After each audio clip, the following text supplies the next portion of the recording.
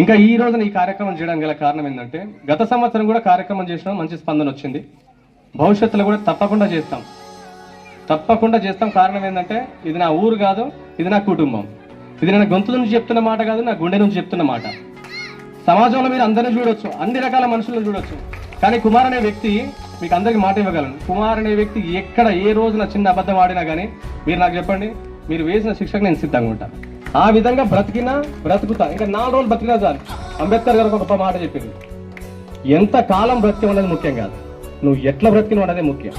ఎట్లా బ్రతకడం అంటే కోట్ల మధ్య బ్రతకడం అని కాదు, కోట్ల సంపాదన మధ్య, ఎకరాల ఆస్తుల మధ్య బతకడం అని కాదు. నీ వ్యక్తిత్వం ఎంత గొప్పది, నువ్వు ప్రజలకు ఎంత రెస్పాన్సిబుల్ గా, ఎంత అకౌంటబిలిటీగా ఉన్నావు అనేది అది గొప్ప విషయం. దాన్ని నమ్ముకొని బ్రతుకుతానట్టు నేను కోరేది మిమ్మల్ని మరీ ఒకే విషయం. గ్రామ స్థాయి నుంచే ఏ దేశ అభివృద్ధి అయినా, ఏ దేశ పురోగతి అయినా ఇక్కడి నుంచే మొదలవుతుంది. ప్రతి మహిళ పురుషుని కంటే కూడా ఎక్కువ శక్తివంతురాలు. యాజ్ పర్ సైన్స్ ఏంటంటే, సైంటిఫిక్గా తెలిసిన విషయం ఏంటంటే, మెంటల్లీ ఫిజికల్లీ మేబీ వీక్ అయి ఉండొచ్చు, కానీ మెంటల్లీ పురుషుల కంటే కూడా స్త్రీలు చాలా స్ట్రాంగ్ అన్నట్టు. స్త్రీలు ఎంత ధైర్యంగా ఉంటారంటే అంత ధైర్యంగా ఉంటారు. అఫ్ కోర్స్ ఏడుస్తుండొచ్చు బయటికి, కానీ వాళ్ళకు దృఢమైనటువంటి మానసిక ధైర్యం ఉంటుంది అన్నట్టు. కాబట్టి ఎవరు కూడా దయచేసి 2 నిమిషాలు తొందరగా క్లోజ్ చేద్దాం, ఒక 2 నిమిషాలు ఒప్పుపడితే అయిపోతుందండి. ఇంకా మీరు ధైర్యంగా ఏ నిర్ణయం తీసుకున్నా, అరే ఇంతెందుకండి ఇప్పుడంటే ఆపరేషన్లు చేసుకునేమో, 206 ఎముకలు విరిగితే ఎంత నొప్పి వస్తుందో ఒక మహిళ ప్రసవించినప్పుడు అంత పెయిన్ వస్తుందంట. అంత గొప్ప పెయిన్ తట్టుకున్న మీరు ఈ చిన్న సమస్యలు తట్టుకోవడానికి పెద్ద సమస్య కాదు, పెద్ద విషయమే కాదు. డెలివరీ అంటే మళ్ళొక పునర్జన్మ. ఆ పునర్జన్మను మళ్ళొక ఆ మరణాన్ని దాటుకొని మీరు వచ్చి మాలాంటి వాళ్ళకి జన్మనిచ్చిన మీరు చిన్న సమస్యలకు భయపడాల్సిన అవసరం లేదు. మిమ్మల్ని కోరేది ఒకటే ఏంటంటే, మిమ్మల్ని మీరు తక్కువ అంచనా వేసుకోకండి. సమాజంలో ఉన్న మీకు హక్కుల గురించి, మీకు రైట్స్ ఏమేమి ఉన్నాయో తెలుసుకొని ముందడుగు వేయాలి. నాకెందుకులే, నేను చేయలేనేమో అన్నటువంటి ఆ చిన్న చూపు మిమ్మల్ని మీరు చూసుకోకండి. ఈ రోజున ఎంతో మంది పిల్లలు మన ఊరు నుంచి, ఆడపిల్లలు గొప్ప చదువు చేయడానికి ఎక్కడికో వెళ్ళారు, లండన్కి వెళ్ళారు, యుఎస్కి వెళ్ళారండి. మన ఊరు నుంచి హైదరాబాద్కి వెళ్ళి చదువుతున్నారు, మెడిసిన్ చేస్తున్నారు, ఇంజనీరింగ్ చేస్తున్నారు, ఫార్మసిస్టులు ఉన్నారు, ఎంతో మంది ఎంప్లాయీస్ ఉన్నారు, గవర్నమెంట్ ఎంప్లాయీస్ ఉన్నారు, చాలా మంది ఎంప్లాయీస్ ఉన్నారు. కాబట్టి మీరు వాళ్ళని చూసి ధైర్యంగా ముందుకు అడిగేయాలి. ఎప్పుడు కూడా తల్లిదండ్రులు కూడా కోరేది ఒక విషయం ఏంటంటే, నువ్వు ఆడపిల్లవు కదా వద్దు అన్నటువంటి చిన్న చూపు దయచేసి చూడకండి. నా కూతురు డెఫినెట్లీ నేను ఎట్లా పెరిగిన అట్లా పెంచుకుంటాను, తప్పకుండా. ఆఫ్ కోర్స్ డెఫినెట్లీ పెంచుకుంటాను నేను. డెఫినెట్లీ ఎందుకు పెంచుకుంటానంటే, తక్కువ అంచనా వేసుకోకుండా పెద్దవాళ్ళని గౌరవించాలి, తప్పకుండా అది నేర్పిస్తాను. పెద్దవాళ్ళని గౌరవించాలి, తప్పు లేనప్పుడు అసలు కాంప్రమైజ్ కావాలి, తప్పు లేనప్పుడు అనిగి మనకి అస్సలు ఉండదు. నా తప్పు లేదన్న వాయిస్ తప్పకుండా వినిపించాలి. వాళ్ళు ఎంత గొప్పవాళ్ళైనా, ఎంత బలవంతులైనా, వాళ్ళ ముందు మన తప్పు లేనప్పుడు సైలెంట్గా ఉంటే మన తప్పని ఒప్పుకున్నట్టే, ఒక రకంగా తప్పైనట్టే. తప్పు లేనప్పుడు తప్పని మాట్లాడమే నిజమైన వ్యక్తిత్వం. దానికోసమే నా ప్రయత్నం. నేను చేస్తున్న ప్రయాస నాకు ఇంట్లోకి వెళ్ళక కాదు. దయచేసి మీరు ఒకసారి మీ మనసుతో ఆలోచించండి. నేను చేస్తున్న ప్రయత్నం నాకు ఇంట్లోకి వెళ్ళక కాదు, నాకేదో షోక్ కాదు. ఇట్లాంటి స్టేజ్లో దాదాపు 100 స్టేజీలు ఎక్కినాయి. ఈ తుంగతుర్తిలో 152 గ్రామాల్లో తిరిగి అన్ని ఊర్లలో మాట్లాడిన వ్యక్తిని నేను. స్టేజీలు ఎక్కడ నాకు కొత్త విషయం కాదు. ఎంతో మంది ఎమ్మెల్యేల దగ్గర కూడా మాట్లాడినా, నేను ఎంపీ దగ్గర మాట్లాడినా, చాలా మంది దగ్గర మాట్లాడినా. నాకు కొత్త విషయం కాదు. కాకపోతే మనం మాట్లాడే మాటల వల్ల నలుగురికి ఉపయోగం ఉండాలి, నలుగురికి ఆలోచన రావాలనేది చిన్న ఏమంటారు ఆశయం, అంతే తప్ప ఎవరినో కించపరచాలనో, ఎవరినో డామినేట్ చేయాలన్నది నా ఉద్దేశం కాదు. నాకు తెలిసినంత వరకు అందరినీ కూడా గౌరవిస్తాను నేను. ఇంకొక విషయం ఏంటంటే, నేను ఎల్లప్పుడూ కోరుకుంటున్నట్టుగా ఊరు బాగు కోసం నేను వేస్తున్న అడుగులో మీరందరూ తప్పకుండా, నేను ఇంకా కుల్లాగా మాట్లాడాలంటే డెఫినెట్లీ మీరు నాకు అవకాశం ఇస్తే, డెఫినెట్లీ నా కన్న తల్లి సాక్షిగా, నా కట్టుకున్న ఆవిడ సాక్షిగా, నా కడుపున పుట్టిన బిడ్డ సాక్షిగా చెప్తున్నా, మీరు కనుక నాకు అవకాశం ఇస్తే ఈ చుట్టూ 100 ఊర్లలో కూడా ఏ ఊరు ఉండదో ఆ విధంగా ఈ ఊరిని తీర్చిదిద్దొచ్చు.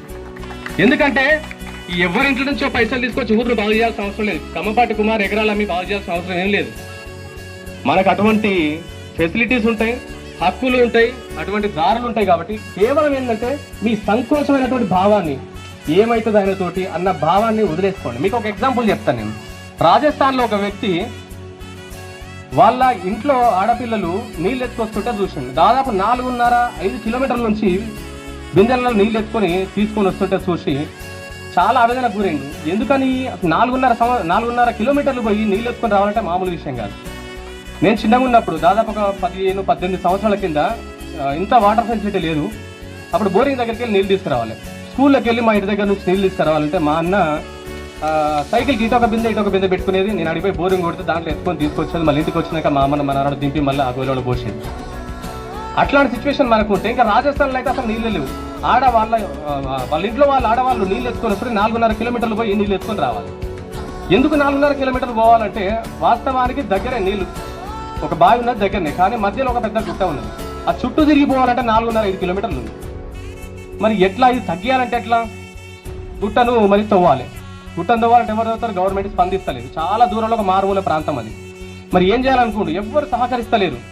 గుట్ట మనతో అయితే అదే గుట్టను తవ్వుతాను, మనిషివి నువ్వు గుట్టను తవ్వాలంటే ఏడైతుంది? ఒక పనిముట్ట లేదు, నువ్వు ఒక మిషన్ లేదు, ఏం లేదు, నీ వల్లనే కాదు. కానీ ఈ బతుకున్నంత కాలం నీళ్ళు అయితే తెచ్చుకుందాం, ఇన్ని రోజులు బతకలేదా? ఇప్పుడు కొత్త ఉపాయం చెప్తున్నావు, ఇప్పుడు ఈ కొత్త ఉపాయంతోనే బతకమా, ఇన్ని రోజులు బతలేమా అంటే వీళ్ళందరూ నాకు సహకరిస్తలేదు. నేను మొదలు పెట్టినాక ఇంకెందుకు కదా చూస్తా అని గడపార తీసుకుంటూ సుత్త తీసుకుంటూ ఆ గుట్టను తవ్వడం మొదలుపెట్టిండు.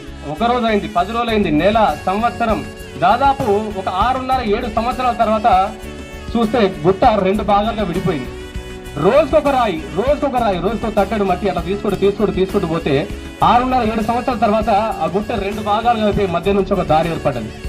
దాని తర్వాత అందరూ కలిసి వచ్చినప్పుడు ఇక చాలా గొప్ప పని చేసినావు నువ్వు ఇది చేయకుండా ఉంటే ఇంత సులభం అయ్యేది కాదు, మేమేమనుకున్నాం కాదనుకున్నాం, కానీ చాలా గొప్ప పని చేసినావు అని అతన్ని ప్రశంసించారు. అప్పుడు కొనియాడారు. నేను ఇక్కడ కోరుకుంటున్న విషయం ఏంటంటే మనిషిని బ్రతికించడం తప్ప, చచ్చిపోయిన మనిషిని బ్రతికించడం తప్ప మీ సంకల్పం కనుక బలంగా ఉంటే సాధ్యంగా ఏదీ లేదు. చచ్చిపోయిన మనిషిని మాత్రం బ్రతికించలేం, కానీ మీరు గట్టి కొట్లాడితే ఏదైనా సాధ్యమవుతుంది. నేను చెప్పాలనుకుంటున్న విషయం అది.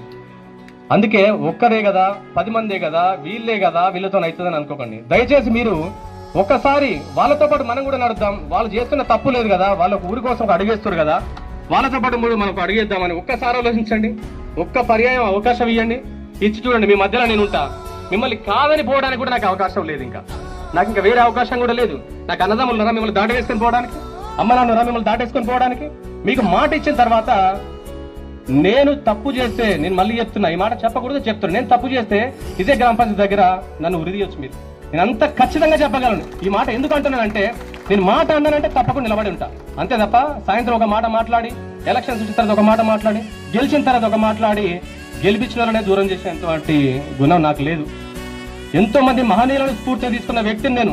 ఈ రోజు ఇక్కడికి వచ్చి నువ్వు పెద్ద గొప్పలు చెప్పుకోవడం అనేది కాదు, కానీ నేను చాలా చిన్న వ్యక్తిని. మీకంటే అనుభవంలోనైనా, ఆర్థికంగానైనా అన్ని రకాలుగా నేను చాలా చిన్నవాడిని, కానీ ఆలోచన చాలా పెద్దగా చేస్తున్నాం. మన ఊరు చిన్నదైనప్పటికీ కూడా ఉపాయం చాలా పెద్దగా చేద్దాం అనేది నా ఆలోచన. దయచేసి దీన్ని సహకరిస్తారని, నా ద్వారా మీకు ఎక్కడైనా మనస్పర్ధలు వచ్చి మీకు ఎక్కడైనా మనసును ఉంచుకొని ఉంటే మీ వ్యక్తిగతంగా ఉంచుకోండి, కానీ ఈ ప్రయత్నంలో ఎటువంటి విఫలం కానీ చెందే విధంగా ప్రయత్నించకండి. దయచేసి నన్నుగా అర్థం చేసుకోండి.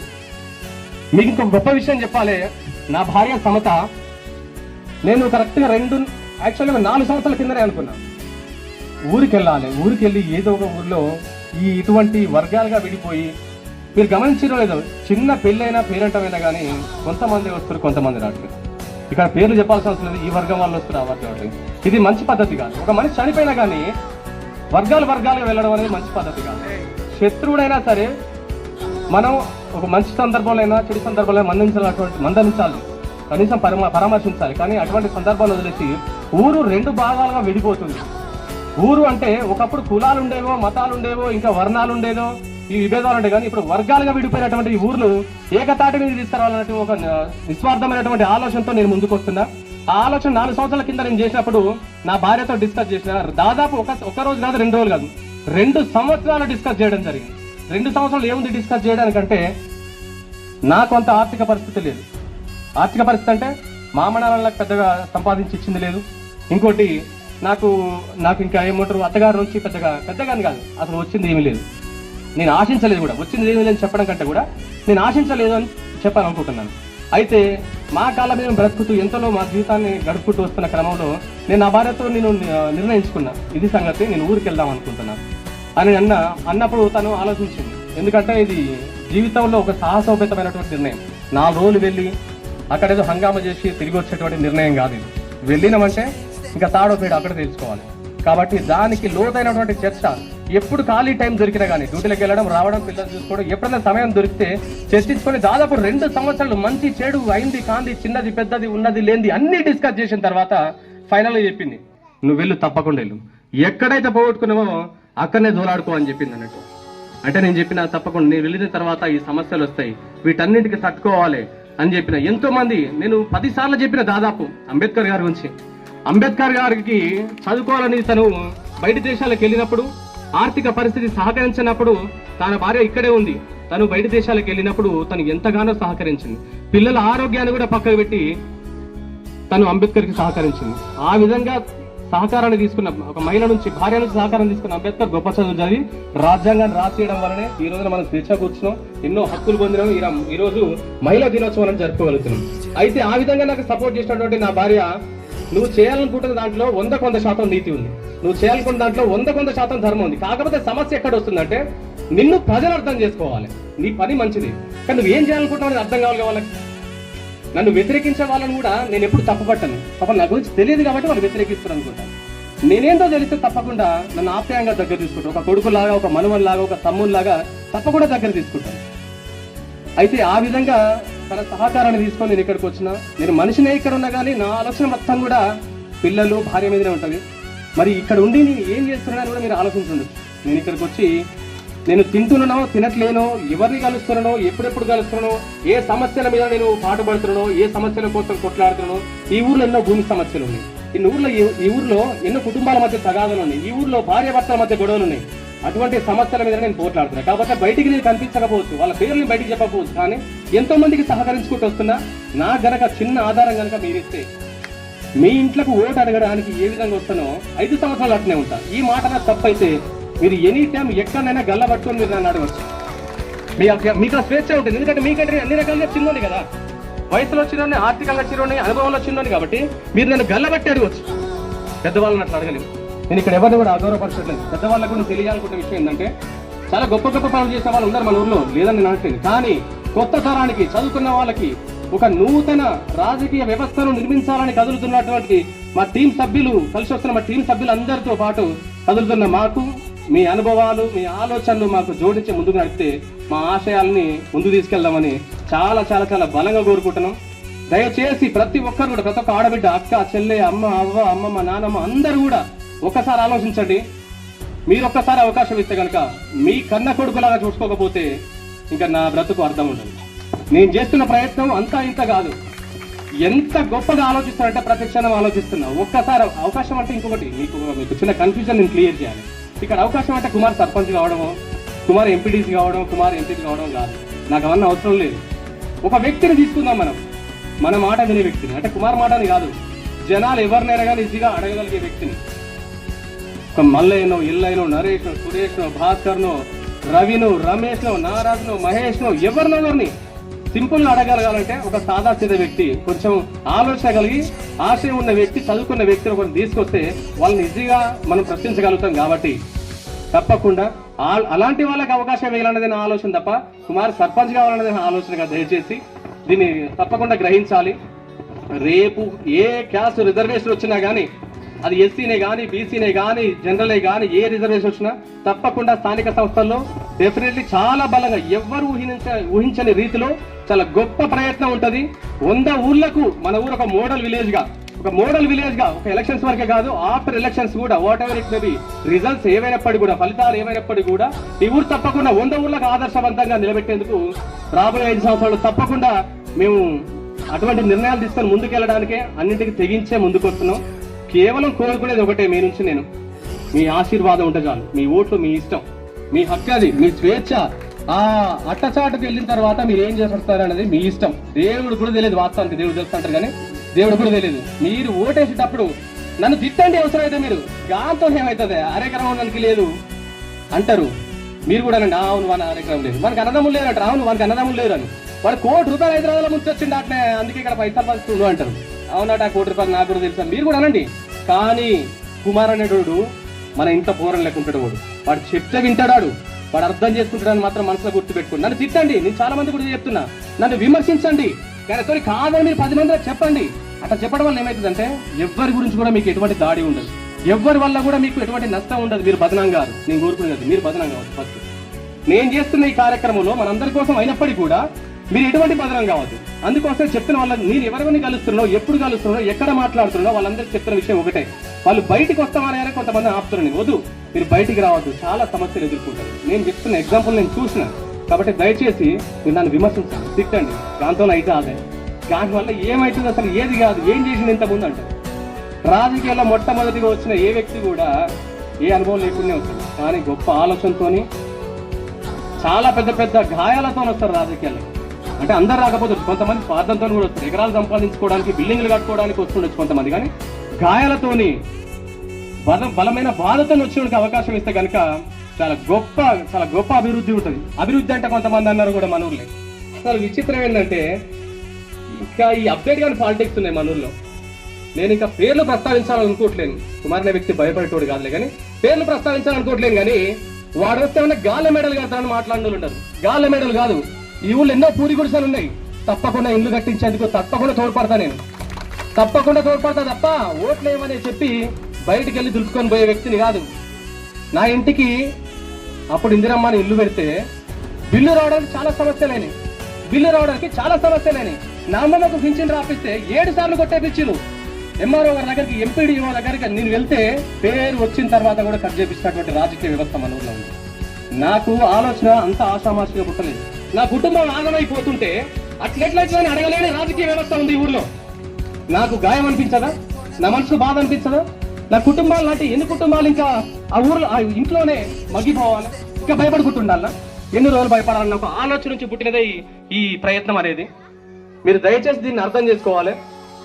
నేను గాళ్ళ మెడలు కడతాను, నీళ్ళ మాటలు చెప్తాను, నీళ్ళ మూటల మాటలు చెప్తాను, నాకు అవకాశం ఇస్తే కదా తెలిసేది. కాబట్టి ఆ అవకాశం ఇవ్వండి, అప్పుడు నేనేం చేస్తాననేది వాళ్ళు. ఇప్పుడు మనం చెప్పిన కదా, కొండను 2 భాగాలు విభజించిన తర్వాత నువ్వు గొప్ప, నాకు తెలుసు నువ్వు కొండను 2 భాగాలు చేస్తావు నాకు తెలుసు, అప్పుడే అన్నా నేను అనుకుంటా ఆయన వెంట కదులు వచ్చినట్టుగా తప్పకుండా వస్తాను. ఇక్కడికి వచ్చిన ప్రతి ఒక్కరిలో కూడా చైతన్యం ఉంది, నీతి నిజాయితీ ప్రతి ఒక్కరిలో ఉంది, నాకు తెలుసు. నన్ను ఏదో విధంగా మీరు తప్పు పట్టినా కానీ అన్ని క్షమించి దయచేసి నాకు ఒక అవకాశం ఇవ్వండి, ఆశీర్వదించండి. తప్పకుండా మీకు నేను జీతగాడు లాగానే ఉంటాను. జీతగాడు అంటే ఇది ఫార్మాలిటీ కోసం చెప్పే మాట కాదు. రాజకీయ నాయకుడు అంటే తప్పకుండా జీతగాడే. ఆయనకు జీతం ఇచ్చి జీతగాన్ని పెట్టుకుంటారు. ఇక్కడ మనం ఏంటంటే ఓటేసి ఫలానాడైతే మంచిగా పనిచేస్తారు, మనం గాని పెట్టుకుందాం, గీడైతే మంచిగా పనిచేస్తారని అగో ఆ విధంగా సేవకులు అని పనిచేస్తారు తప్ప తప్పకుండా అందరికీ బాధ్యులై ఉంటారు తప్ప ఇంకో కారణం లేదు. దయచేసి గమనించాలి. ఈ రోజున ఈ కార్యక్రమే కాదు, భవిష్యత్తులో ఇలాంటి కార్యక్రమాలు మరెన్నో చేస్తాం.